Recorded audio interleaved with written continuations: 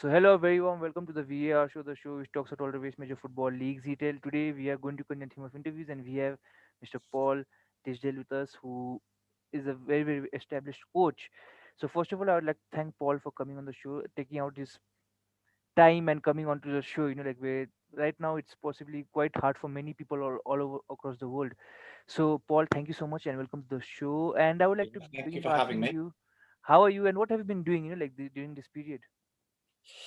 Well, I'm currently at home. I live um, in a place called Wiltshire, near Bath in England. I'm currently spending time with the family.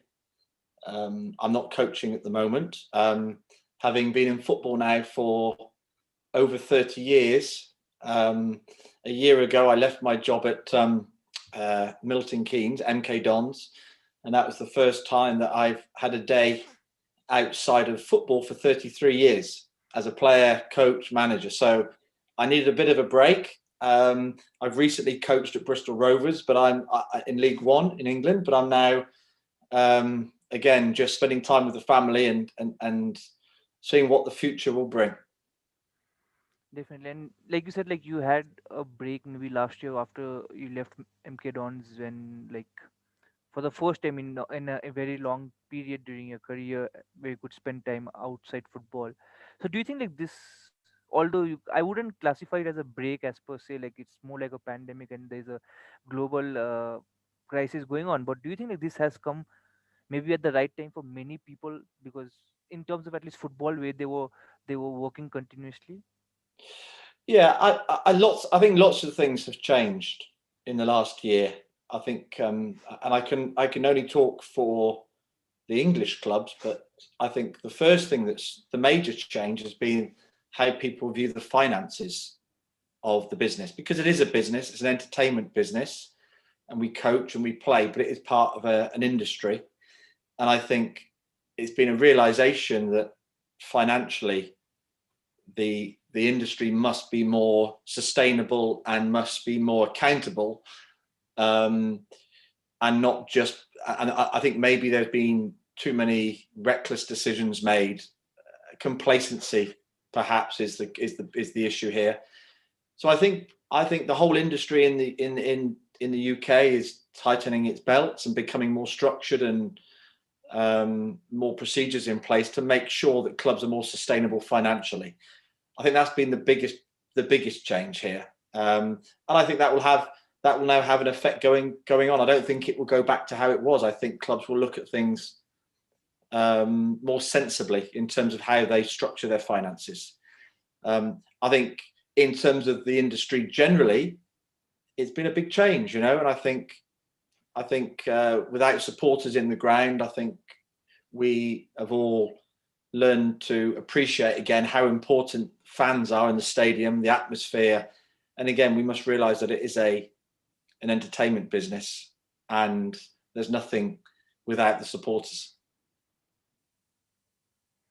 Definitely. And like you said, you touched on a very important point, like how clubs are probably, tightening their finances. And we have seen a lot of clubs, like in UK, like who have gone down, like where they shouldn't have been for whatever reasons may it be.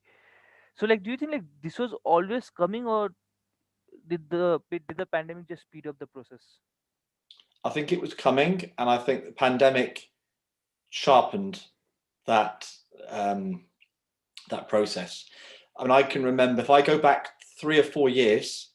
I think my last year that I coached at Exeter um, in League Two, I think as a club, Exeter were paying about 50% of its income was being paid on players' salaries. So 50% of the money coming in was being paid on the product, i.e., the players. But in comparison to the rest of the teams in the league, Exeter were the lowest payers in percentage terms, and I think there were about a dozen clubs who were paying 85% and above of their income back onto players' salaries. Well, that's just too tight. It's too close. It's too close to the edge that if you get a problem, as we have done, suddenly those clubs, there's no income from supporters, no commercial activity. To be at 85, 90, 95%, is too reckless. So I know at Exeter we were the most um, careful and considered of those teams, which means that Exeter now is a very, very healthy club compared to most in the leagues 1 and 2. Exeter City are very healthy because they were always careful about the future, and I think that's a really good example of how teams, they're always trying to win. The pressure that supporters put on their clubs to try to get promoted or avoid relegation always means they spend too much money on the players and not about the future. So I think it's a bit of a wake up to all those teams, and the pandemic certainly sharpened that process, and it's made it perfectly clear to everybody that you've got to have a process and a structure in place that protects against these scenarios again.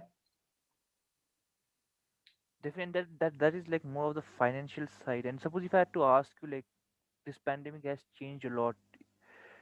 As a coach, as a manager, when you go back, what do you think will have changed during this time, before and after? In terms of what? Sorry, As a coach, like, on the field of play. yeah, on the pitch, yeah, like on the field, or maybe even like generally, like maybe your coaching style, maybe now it's more uncertain. Like, like you may previously may not have players out of injury, but now you can have a COVID case, and which will unforeseen things can happen right now. Well, in terms of my ability to coach a team and the technicalities of producing a performance, things have been very different during the pandemic. I mean, my brief time at Bristol Rovers, um, you know, we we would meet on the grass every day to coach the team, and we would spend 2 hours or 3 hours spending time coaching the players.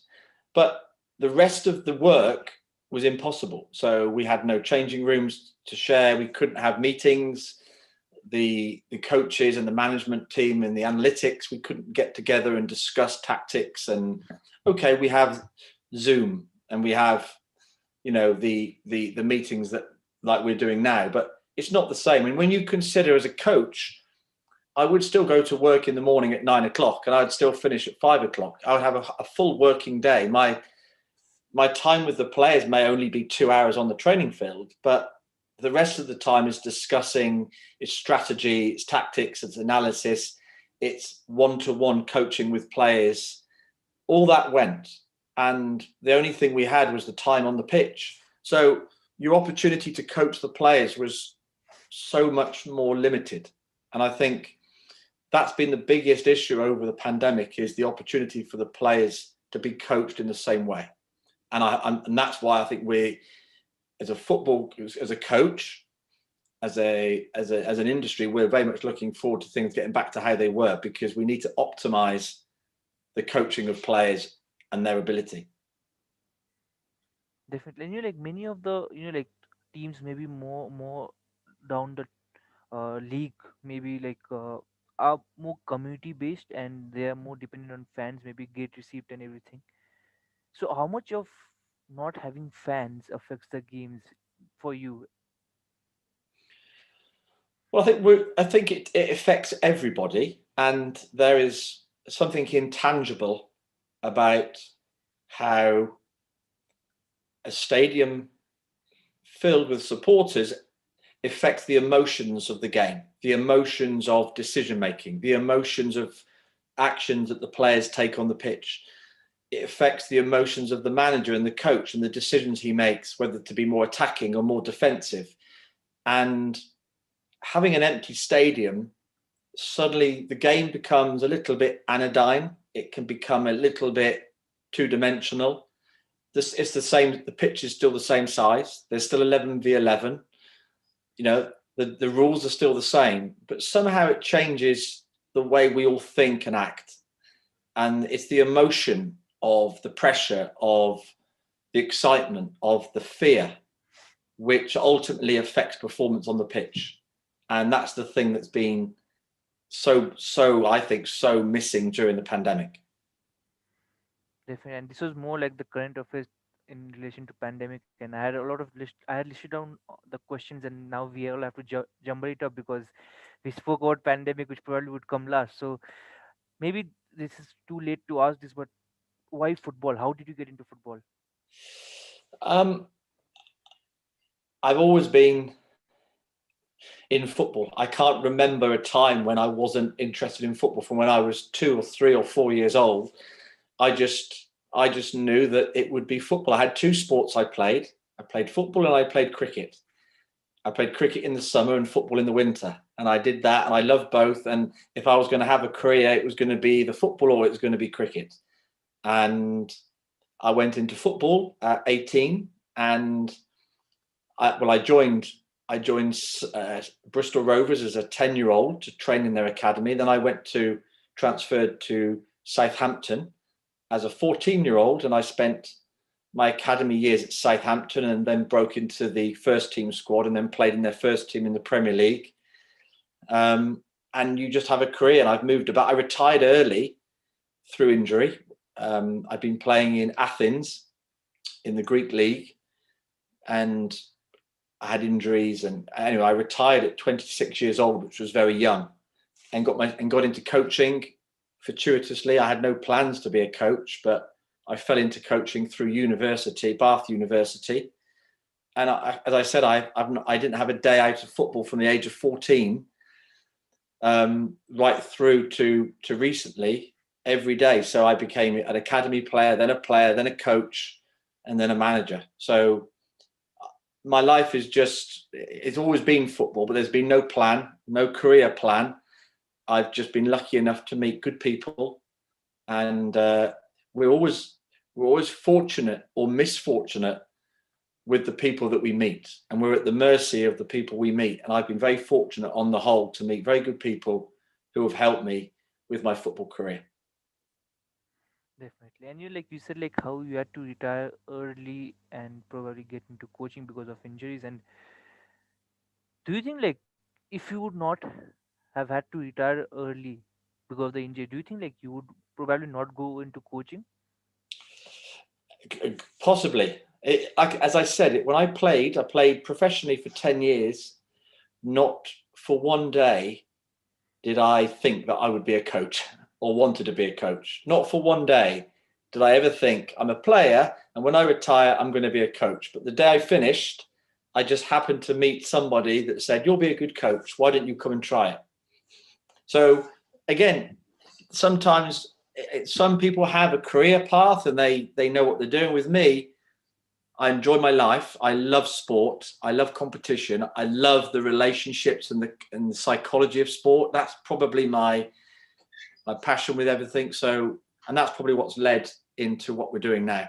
It's just been that.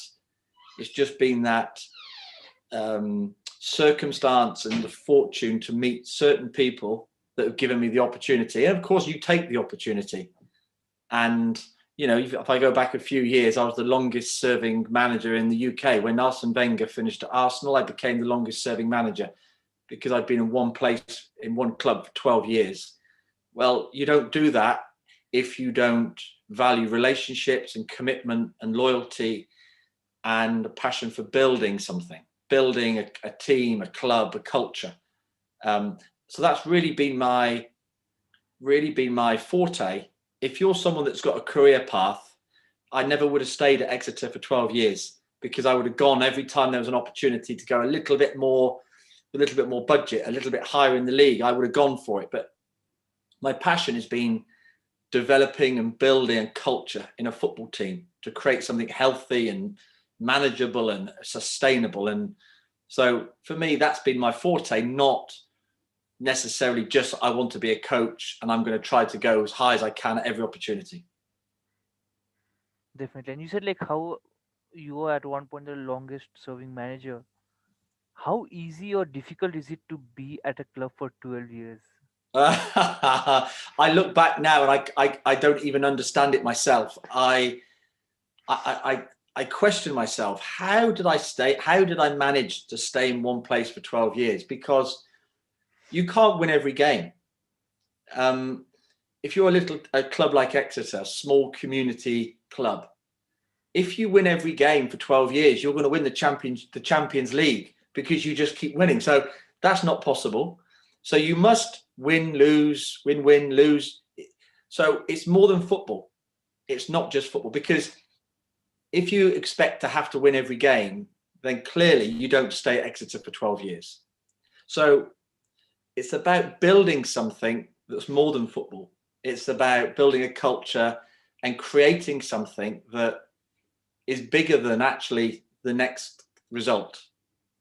If it's just about the next result, if it's just about winning every game, you'll do well, you'll lose, you'll move, but it's about something long term, then that becomes your focus. And that's what I did at Exeter. So I never thought about 12 years. I only ever thought about today. And today I want to make sure that I align myself to the business of the club, which is we have to be sustainable and shrewd and smart with our money. I want to develop everything. So it's not just the 11 players that are playing for me this Saturday. I need to develop the culture. I need to develop the young players. I need to develop the players on the fringe of the team who might play next week. Every day I'm developing. And then the third thing is I think I must remember to win next game. And that's the order. And that's how you create longevity. If you just think everything, I must win the next game, all you'll do is be here and now, and it won't last. But if you think about the business, then you think about development, the team, and then you think about winning. That's the order that it takes to build something over a long time. Definitely. And yeah, like what you said makes a lot of sense, because it's difficult to stay if it's only for results at a club for such a long time. Well, I can give you an example, actually. When I went for my interview at Exeter, so I was at Bath University for 7 years. I didn't want to leave Bath University. I loved it there, which is very much for me. I was never looking to get another job. I love my life, and I love the people I was working for, and I love coaching all the young players. But I had the opportunity to speak to Steve Perryman, who was the director of football at Exeter, the Spurs legend who played 860 times for Tottenham Hotspur. He was director of football at Exeter, and he asked me they needed a new manager. Would I go and speak to them? So I went to Exeter, and I didn't really want to leave Bath, but I thought I'll go and speak to them. And there was a couple of questions or conversations. And then Steve Perryman asked me the question, are you a win at all cost manager, or are you not? Well, it was a very, very difficult question to answer, because I didn't know what the right answer was for them. It's a very two ends of the spectrum. You know, are you win at all costs, or are you not win at all costs? There's no in between. So I had to be true to myself, and I said, well, no, I'm not. I'm not win at all costs, because if I'm win at all costs, you live by the sword, you die by the sword, nothing will last. Because sometimes you might get injuries, or the referee makes a bad decision, or whatever. You can't control everything. But for me, my personality, my passion in football, I'm not win at all costs. That doesn't mean that I don't want to win. Further from the truth. I want to win every game.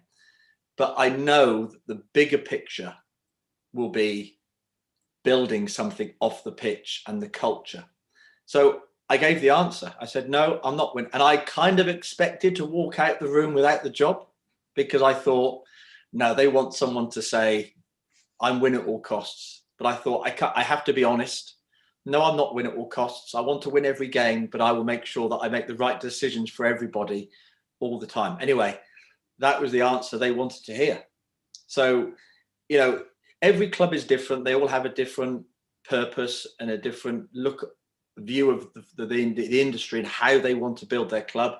It just so happened that I fitted very well with Exeter, and that's how it became a 12-year tenure. Definitely. And like till whenever you manage in your life, you're one of the biggest legacy will be with Exeter, because you spent a lot of time there and you have achieved a lot. How difficult was it for you leaving at the end? Because 12 years of your life you had given it over there, and you're leaving. Awful. It was like leaving a member of your family. It'd been my life. When you're a football manager and you do your work like I do, which it becomes very personal. Everything is personal. that it's almost like having two lives, two families. I have a family at home, my wife and three children, and my parents and my siblings and my family. And then I go to work and I have a new family. And I arrive at work in the morning, and I think there were 75 people who worked at the training ground full-time: players, staff, coaches, groundsmen, chefs, sports science. There's all these different people, and there are 75 people. They're my family at work, and I treat them all like they're my family, and I love them all, and I want them all to do well. And it's like having two families, and that gets more and more and more deep over the time. So 12 years later, to leave, and I left because things had changed. The supporters were beginning to view me differently. There was a new generation of supporters, and they didn't realise how difficult it was to be Exeter manager, and they wanted me to win every single game, and I felt they were letting me down a bit. And I loved the club, I loved the players, and I loved the team we had. But sometimes you get taken for granted, maybe, and sometimes enough's enough, and you just have to move on. And 12 years leaving was literally like leaving a family member, and I described it as getting divorced. And it was very strange, because the best way to describe this is I left Exeter, and it was a bit like wife leaving you. And I don't know that. Fortunately, I don't know this, because I'm with my wife and we've been married a long time. But it felt the same as someone saying to you, like, that's it now, we're finished. And how that made me feel was awful. But then 2 or 3 days later, I had a call from my agent saying, MK Dons are interested in you going to be manager there. But I still feel like I love my wife, and I don't want a new wife. But my agent says, look, you need to go and meet them. And then you meet them, and a day later you're manager, and you're sat there in front of the TV cameras, and you're only 4 days ago you were getting divorced, and now 4 days later you're marrying someone else. And it feels crazy and bonkers, but that's what happens. And then, so it was a very, very traumatic experience leaving Exeter, and then to jump into another job 4 days later is crazy. So, like, of course, you cannot say it now, but do you think like you would want to be in another club in a particular job for this long, because it can get traumatic, like you said? I've never made plans like this. I don't see it happening again. I don't see that particular set of circumstances as it did at Exeter, which fitted with me and became such a perfect fit. And I was younger, and I had time to develop. And I'm only 48, so I still feel young. But in football terms, I don't see that happening again for me. Who knows? But I don't see it. But I could. But 12 years, and put it into a different type of context. I think I went through 3 or 4 economic cycles at Exeter. And with an economic cycle, you get a team being built. So I went through 3 or 4. So if you put into those terms, every 3 or 4 years, there's a new cycle. So I went through 4 of those. So I think maybe you have to look at one cycle at a time. So if I go somewhere else, my target, my ambitions, my planning would be at most 3 or 4 years. Definitely. And like you said, like how during your later stages, the fans were probably not appreciating what you had given in throughout your career in terms of Exeter, and they wanted probably more results. Maybe they wanted to, like you said, win every game, and probably that would result in winning the Champions League. And do you think like if a manager is at a job for way too long, it comes back to haunt him?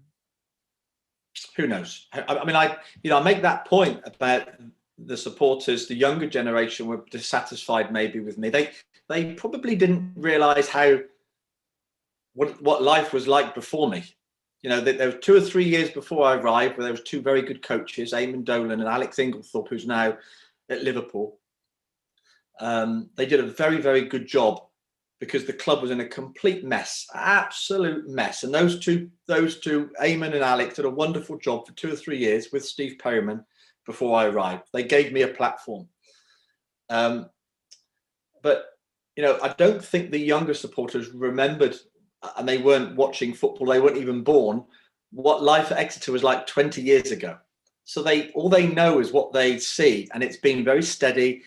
You know, in my 12 years at Exeter, there were 2 promotions, there were 4 playoff finals, there were a season where we had the highest finish in the club's history. So 7 out of the 12 years were highly successful. And my last 2 years were 2 playoff finals. I know we lost in the final, but 2 playoff finals in my last 2 years. And even then, that wasn't enough. But you're talking about a team that was always playing above its level, always spending £1 and getting £2 in value. And that's a wonderful, if you can sustain that kind of business in football, where you're always outperforming financially, but you lose in the playoff final and everyone's leaving the stadium, Wembley Stadium, and they're driving home, they're not thinking about the money. They're just thinking about we've lost. So, you know, did it come back to haunt me? Maybe not. In time, I think my efforts, my achievements will be hugely appreciated. I have no regrets about it. And again, my passion in my coaching and management has not been about just my CV in a league. It's been about building a club, a culture, helping players develop and achieve the best they can achieve. And there's so many players who left Exeter to do very, very well in the Premiership or the Championship that I feel very proud of that. Definitely. And you're like post Exeter, you had you had your roles with MK Dons and Bristol, which probably didn't last as long as your Exeter time. What do you think like was different there in comparison to Exeter? Well, the difference at Exeter, there were the ownership of the club was a community club, 100% community. The supporters own the club, and they elect a committee of a dozen people or so to sit behind the board, and then they put 2 or 3 people onto the board to run the club. So the supporters own the club, and then there's a board that runs the club, and it's run in it can be a bit slow because there's lots of people involved, but it's a very safe and structured and organized group of people. So then I went to MK Dons, where there's one owner who created the club. He's the biggest fan.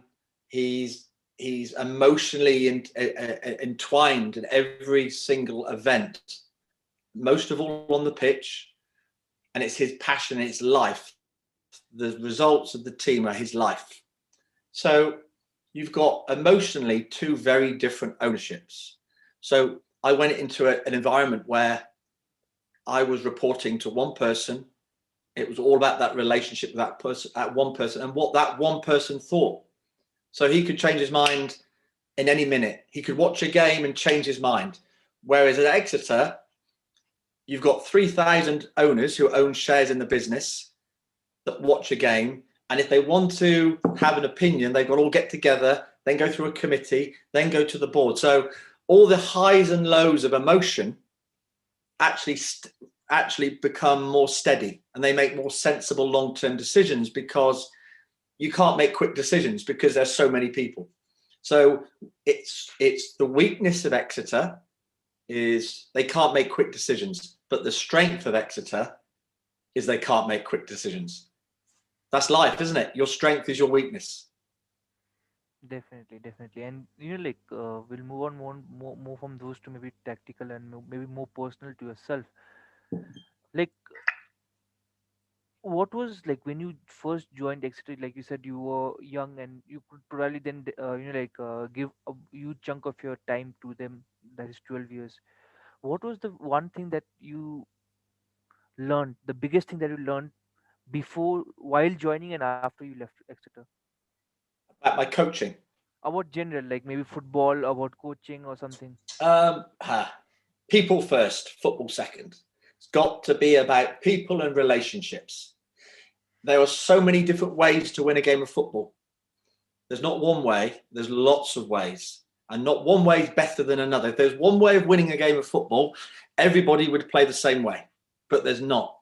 It's about people. It's about trust. It's about commitment. And it's about people who want to do well for each other. It's got nothing to do with football. It's to do with relationships and human nature. And if you can create a group of people on the pitch and off the pitch who want to help each other and do well for each other, you've got one hell of a chance of success. And when it all comes down to the crunch, when you've got a game of football and it's 60 minutes gone and there's two teams, 1-1, and the manager has to make a decision. He's going to make a substitution. Is he going to go with another forward to try to score the goal, or is he going to put a defender on to defend? The manager will make a decision based on how the club thinks and feels, the emotions of the club. And if you've got everybody on the same page and everyone's with each other and everyone will protect each other, everybody will support each other, the manager makes a positive decision. The manager puts the forward on because he knows if he makes a mistake, we'll just, okay, no problem, we'll go next week. Everyone supports each other. But if there's fear and if there are people who question each other and if the relationships aren't strong, whether you play 4-3-3 or 4-4-2 or a striker, a defender, it doesn't matter. It doesn't matter. That's a game of top trumps. It's that simple. But when it comes to it, it's all about relationships, and the job of the manager or the chief executive or the director of football or the chairman is to make all those relationships tight, and then you've got one hell of a chance of success. Definitely. So, like I have two more questions before we wrap up, and the first of the two is, do you have any particular game in your career as a manager slash coach that you remember, maybe for the right or the wrong reason? Any particular game that still is there in your head? Yes, I do. The team that stands out most for me in my time was my penultimate year at Exeter, which we lost in the playoff final to Blackpool, and we had a fabulous team, and it was part of my final economic cycle. So it was the time when suddenly we'd sold some players and we had some finances in the club, and I could build a team for promotion. And ironically, so this was season 16-17, 2016-17. And the irony was I had the perfect squad for promotion. And I'd spent 2 years building the team.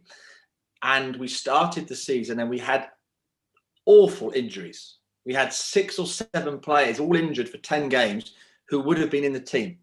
So we had a terrible time. I had the best squad, but we had the worst results. And we got to November.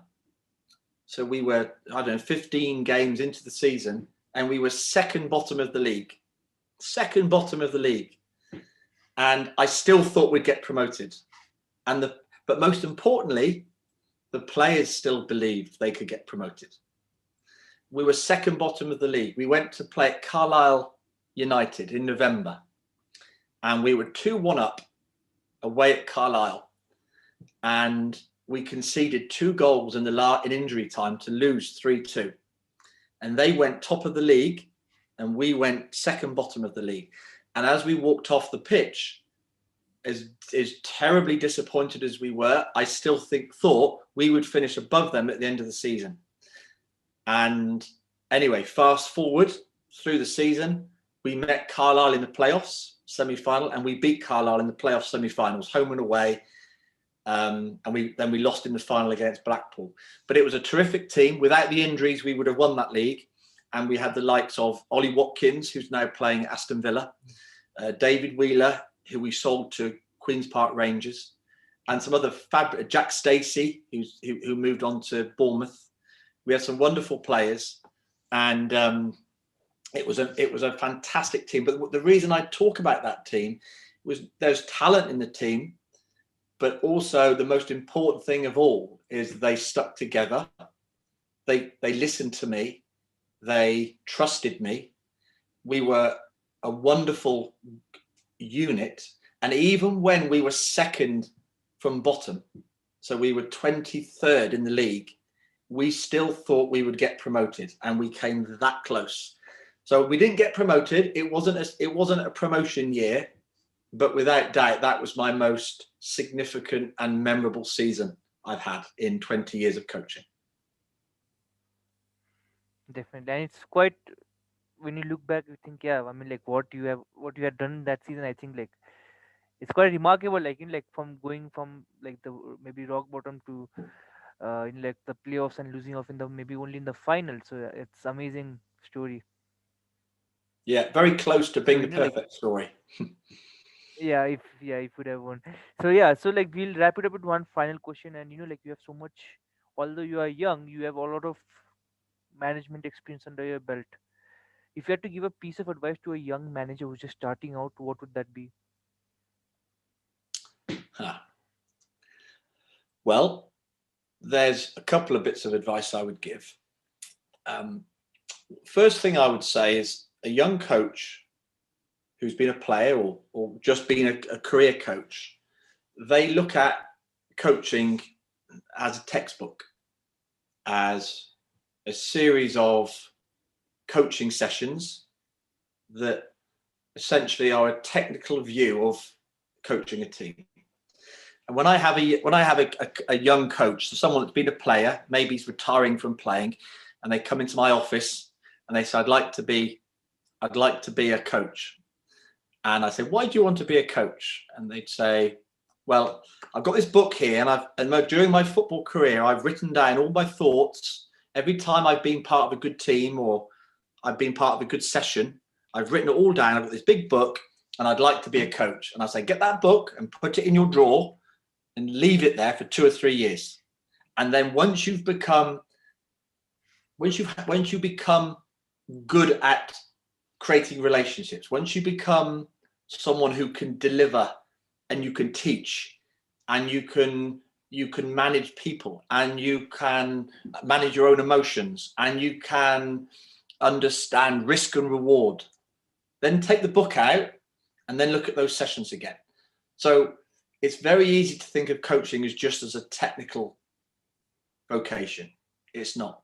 90% is the ability to sell, it's the ability to get on with people, it's the ability to manage people, it's the ability to judge risk and reward. Then you can look at the technical parts. That's the first bit of advice I would give. And the second bit of advice is you need to do it for the right reason. You need to do it because you want to help people, you want to teach, you want people to do well, you want your players to do well. A lot of coaches go into it because they just want to be in football. They like football. They think they've got an opinion, so they just say, "Well, I'll be a coach." No, it's a different industry. Playing football is very different to being a teacher. And I use the word teacher before I use the word coach. You've got to want your students to do well, and your passion has to be about their success. And if you've got that passion, then you can be a coach. Yeah, that kind of makes sense. Like yeah, even like I think like people, even if you see the youth football, I think many of the coaches have more vested interest than maybe the development of the players, and I think that needs to change and be more of like imparting education for the betterment of the players, which maybe in turn helps the coach themselves. Mm. Yeah. Well, there we are. There's a lot more. There's a lot more to be said, but there we are. It's a snapshot of, for what it's worth, what I think. There we are.